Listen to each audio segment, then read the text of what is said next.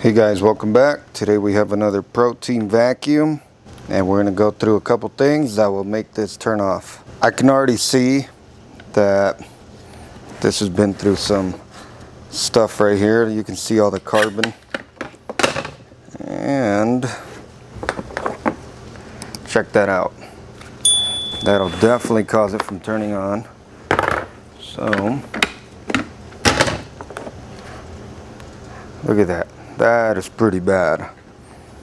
So clogged filters would cause it to overheat, therefore will shut off the entire vacuum. Okay, if we take off the top, look at that.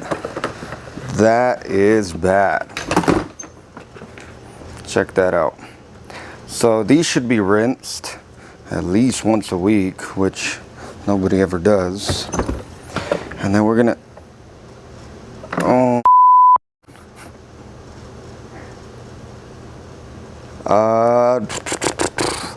let's see.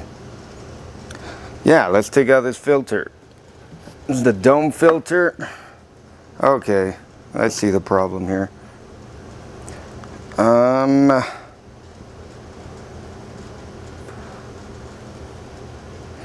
So basically just take this all off.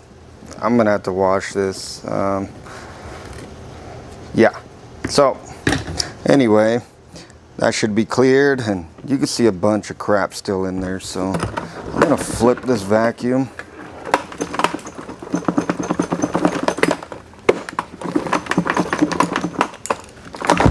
Okay, so here's what we're gonna do. We're gonna put some new HEPA filters. The motor sounds a little weird, but hopefully it could be saved. So we're gonna put that one and that one, 2 lids, and then I went and got a replacement foam filter. Put it down there, and we'll just get a little replacement filter here along with the new bag. So it goes like that, tight fit. I'm gonna try to run this for a few minutes, and if it continues to shut off, most likely it's a thermal switch in the motor. Okay, I ran it for 20 minutes. It looks like it's ready to go.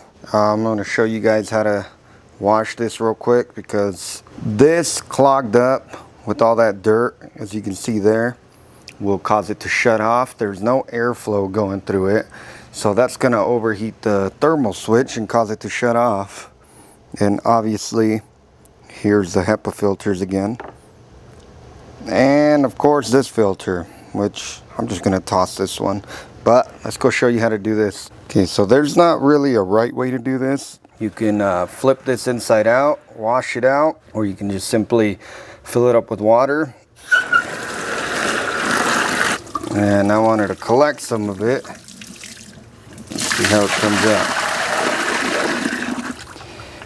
Yeah, and I'll just flip this inside out.